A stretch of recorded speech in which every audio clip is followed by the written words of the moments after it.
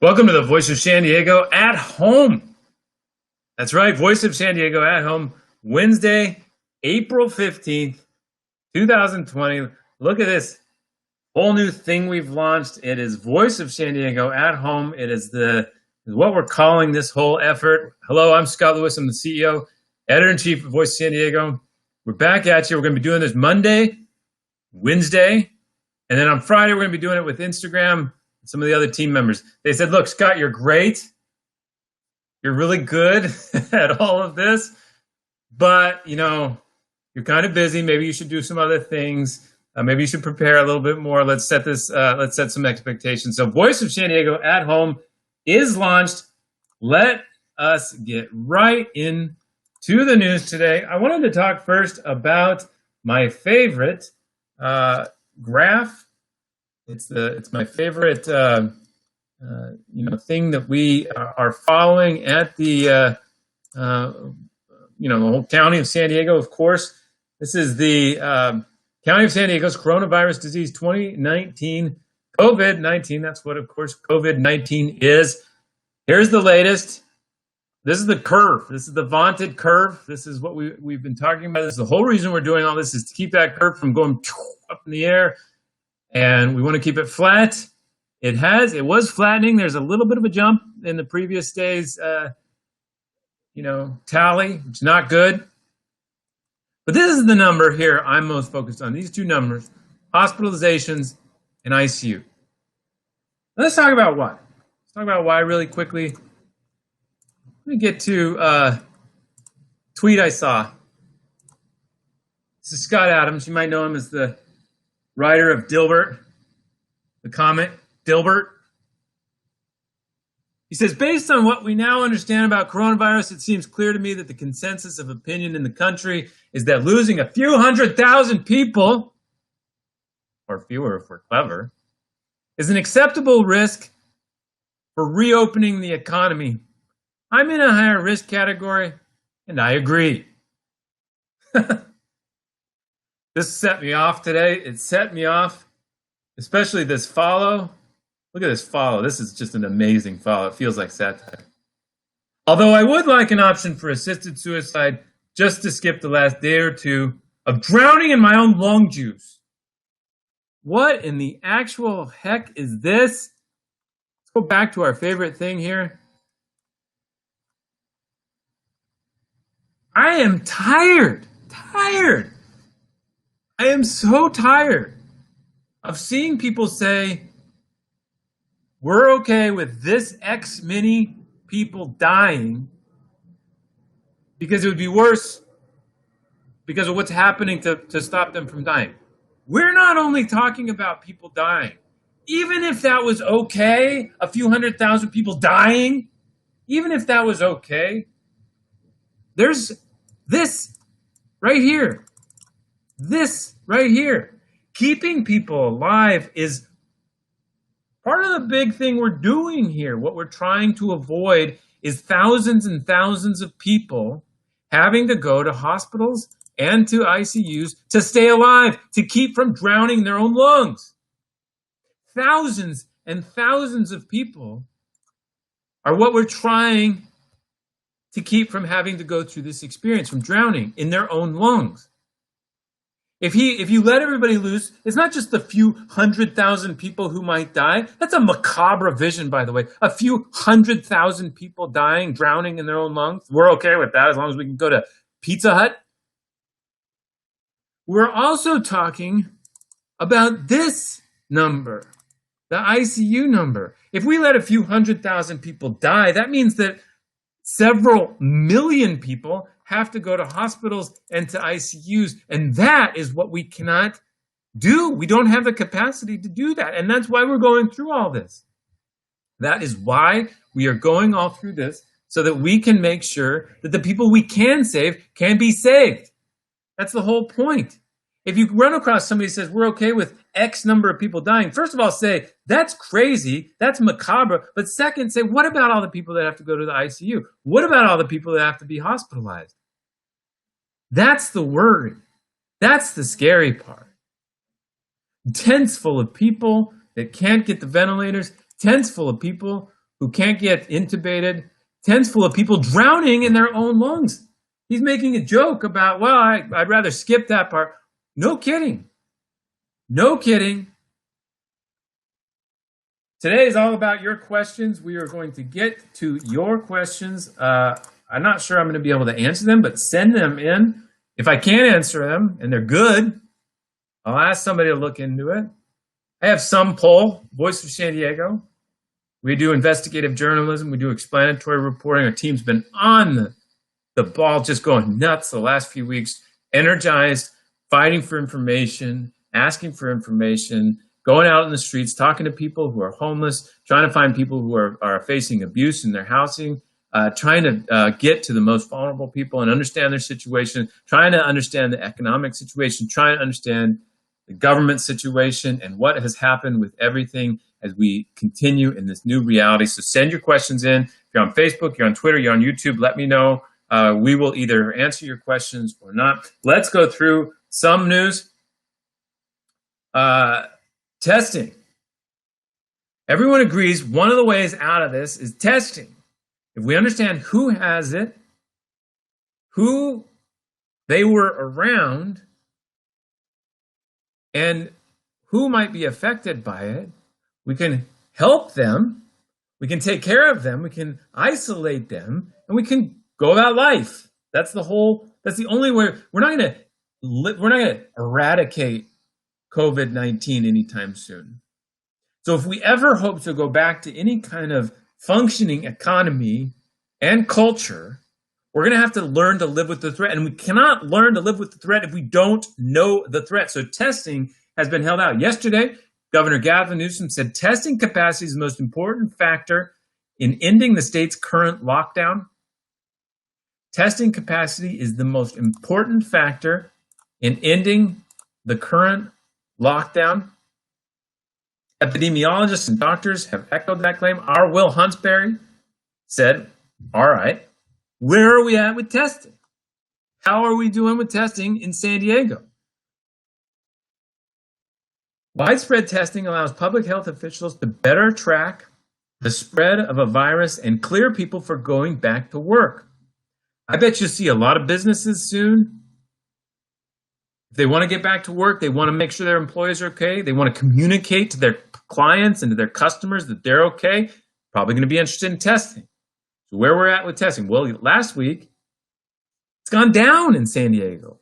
It has gone down. According to county data released and analyzed by Voice of San Diego, our Will Huntsberry, over the last 7 days, the county has reported 6,715 completed tests. In the 7 days prior, officials reported 9,982 tests, and the week before that, 6,890. Let's go to the graph. Let's go to the graph. This is the number of reported tests reported by the county and available on your favorite local investigative news outlet, voiceofsandiego.org. This is the testing number back in mid-March when we're like, wow, this could be a big deal. Remember that? Wow, this seems like kind of a scary situation. And then now we had spike, but these are held over, reported. We're not getting an increase in testing. So if testing is key, why isn't this going up like this? Why aren't we seeing this up here? If testing's the way out, we need more testing. If testing's the way out, we need more testing. Rachel Riggs says, antibody testing is not failed proof. Once recovered, there's only soft immunity. True. But I don't think any of us can hope. We cannot have a society, we cannot have a civilization if we can't somehow figure out how to live with this threat. And we cannot live with this threat if we don't understand it.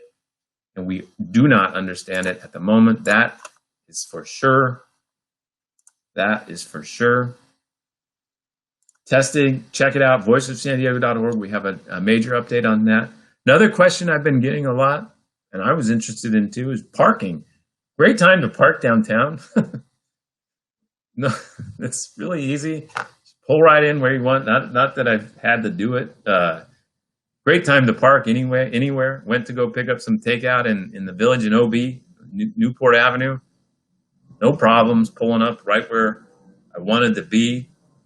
And sure enough, the police communicated to us, confirmed that they're no longer driving around to check meters. Officers are only writing tickets to offenders who are parked illegally or creating a safety hazard, like if they're parked in front of people's driveways. And they're also not focusing on enforcing the 72-hour ban. You know, this idea you can't leave your car in front of your house for more than 72 hours. It's good for me. I haven't moved my thing in my car in weeks. Remember driving? Remember driving? Remember traffic? Remember when you listen to the radio and you're like, oh, I-8, not looking good. 52, whew. I love that they still have traffic reports on the radio. I'm sometimes on sports radio and they're like, hold on, we got to do traffic report first. And the guy gets on there. Well, it's looking good. It's like, geez. Got more on that in a minute. Parking enforcement, though, is lax. However, let's switch to a different topic. Homeless enforcement. Our Lisa Halverstadt, who did the parking enforcement story, has also been tracking homeless enforcement from March 23rd. She pulled the data from March 23rd through March 30th. March 23rd through March 30th. Remember March? Data shows San Diego police ticketed about 125 cities for illegal lodging or encroachment. Those were the two things that homeless people will get in trouble with most. They're in the way of the sidewalk where they're sleeping. God forbid they sleep. Officers cited several people multiple times. This was a week after the city council approved a resolution lodging and encroachment arrests per day on average as they had in previous months.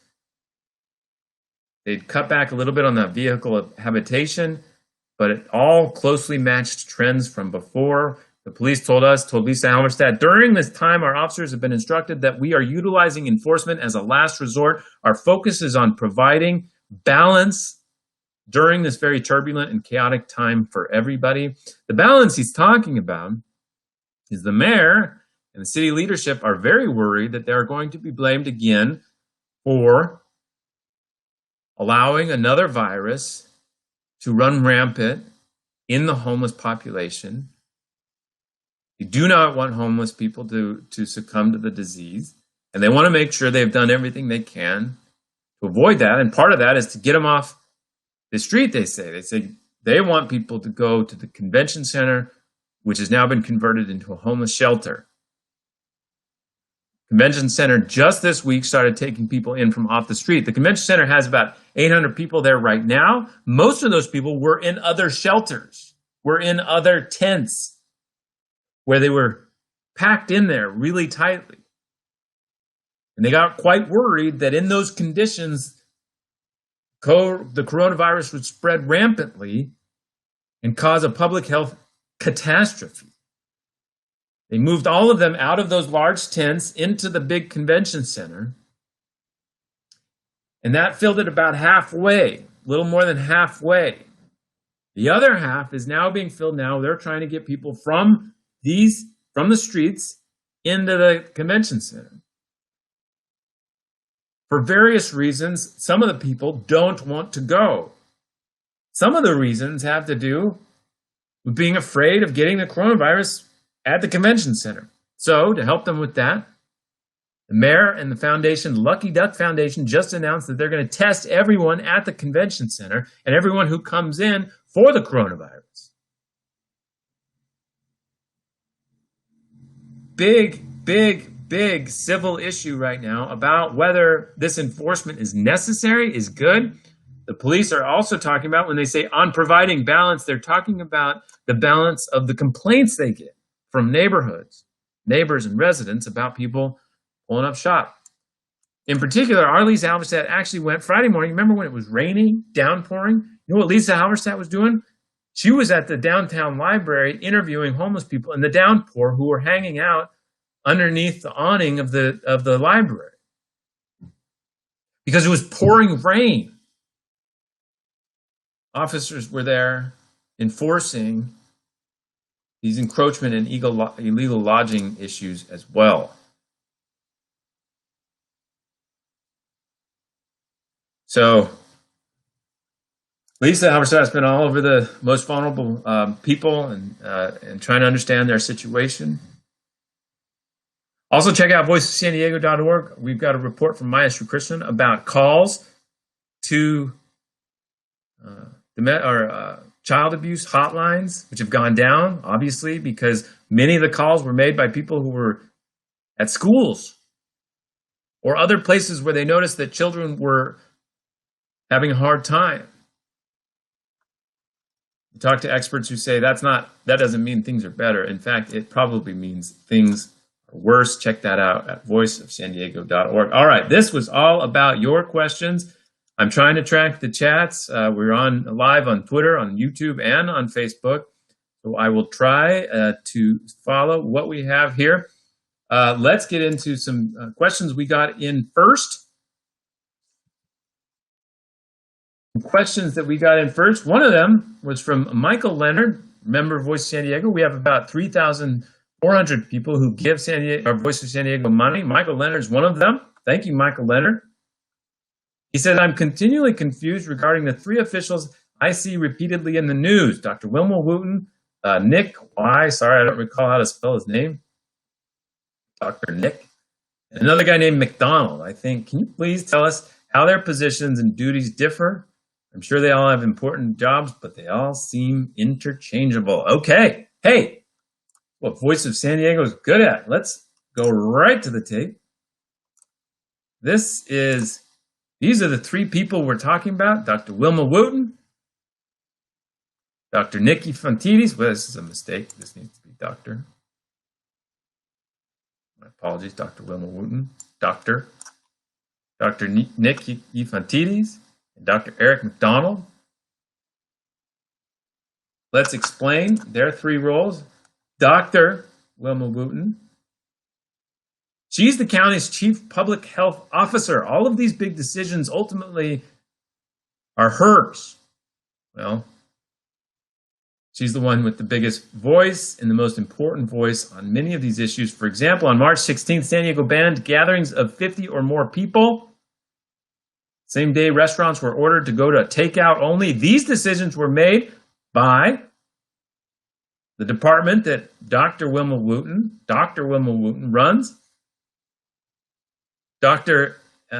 Eric McDonald, right here, he's in charge of epidemiology and immunizations. So he's the one that studies these diseases. Finally, there's Dr. Nick Ifantides. He's quite a personality, can certainly talk. He is the county's liaison to all local hospitals and doctors. He's worked with hospitals to help them increase temporary beds. His department weighs in on some of the most difficult decisions in the event that those hospitals become overwhelmed. Look, we ever got to the nightmare scenario where there's tents full of people who can't get the ICU treatment that they need, these are the people who would decide what happens. We don't want them to have to make those kinds of awful decisions. Dr. Nick here has worked with hospitals to help increase the number of temporary beds they've had. His department could weigh in on some of the most difficult decisions they have to make. Dr. Wilma Wooten, Dr. Nick Ifantides, and Dr. Eric McDonald, these three all work for the County of San Diego. The County of San Diego. Everybody knows the difference between the County of San Diego and the City of San Diego. The County of San Diego is in charge of public health. When the hepatitis A crisis erupted a few years ago, the county was in charge of the virus. The city's in charge of like specific things like homeless shelters, stuff like that, police that may have to act based on the county's own guidance. So the county says, hey, maybe people shouldn't go to parks and gather, and the city's the one that says, we're closing parks. You know what I mean? Kind of how that relationship works. All right, let's check out the next question that came up. Doug Clark says, who decides what is an essential business, city, county, state? No, actually, well, when the governor says that only essential workers can go out, that was the governor's decision. What is essential? He pointed to federal criteria. The federal government has a whole list of jobs, including journalists, who are considered essential in moments like this. They run nuclear power plants, provide food supplies chains, all these things. Those are considered essential. So it's a federal government document, actually. And what the governor said was, according to the federal government definition of essential, those are the ones who get to work. So when you see like parks right now that aren't being mowed, that's because they aren't considered essential. All right, here's another question. Barry John Johnson says, my ask on reporting is wanting to know more about the coronavirus pandemic as it pertains to Tijuana. Ooh. Well, Wendy Fry at the Union Tribune had an update a couple days ago on that. Inside Tijuana, emergency rooms and hospitals, defeated healthcare professionals are working triple shifts without the equipment they need. Patients are being treated in receiving areas and lobbies. At least 14 healthcare professionals tested positive across Baja California. That was confirmed last week. It's probably worse now. It is not looking good in Tijuana. Okay, another question came in. How much money has the city and county received since the crisis began? And what is it being used for? How much spent, how much remaining, how much to expect, how will it be used? How much real input is there? Who is getting to decide who gets what? Be specific, exact. Yikes. Well, first of all, the only known money that we've seen that the county or the city have gotten is $7.1 million in homeless funding that Lisa and Sarah Libby wrote about in the Sacramento report last week. There are other chunks of money coming. We saw an estimate that the city of San Diego could receive as much as $240 million. A tax foundation, in its own analysis of the bailout, or the whatever you want to call it, that the federal government passed, that the city of San Diego could get $240 million from that. Now, we don't know for sure, we don't believe that the city is counting that money yet in its budget, the budget that has to come out today.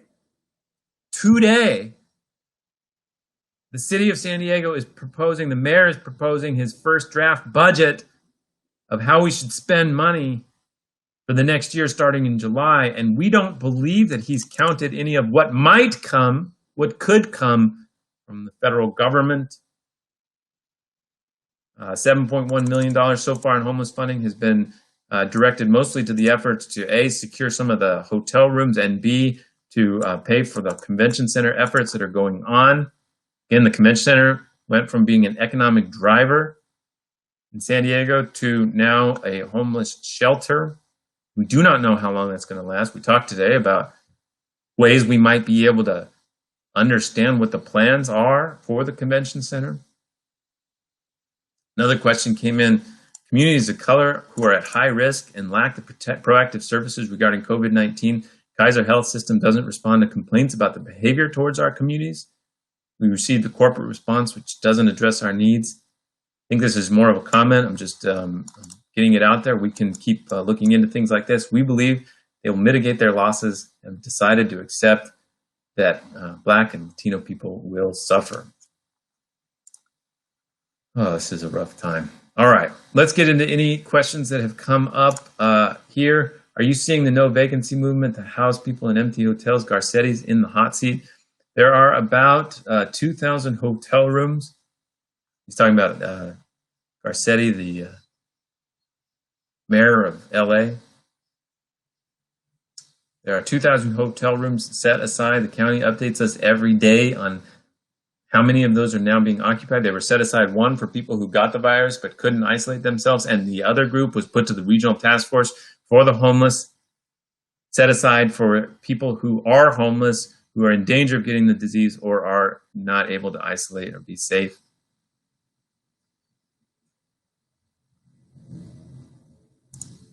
There are different testing protocols. San Diego County is testing people who present with symptoms. What we'll eventually need is testing of everyone who wants to participate in society. I agree. John Neested, who says this, he's a pollster. He is a pollster who understands random sampling and how we might be able to understand where things are. We have got to get to a point where we can understand how far the virus has spread, what is happening to people,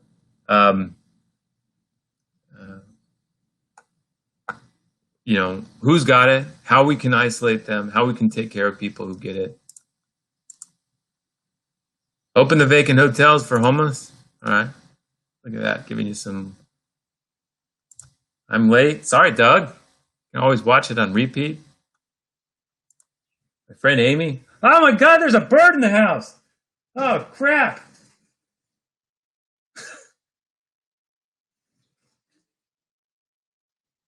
A bird has flown into the house. Flown. Xavier, what are we going to do? I don't know. Might have to cut the show short. A bird has flown into the house. All right.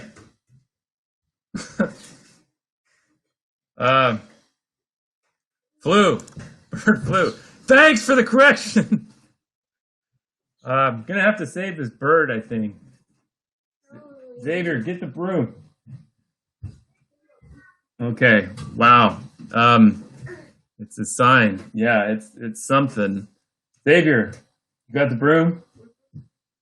All right, folks, gonna cut this one short. There's a bird in the house. Thanks for all your questions. Next time I'll keep the door closed. And good luck with everything. Cheers.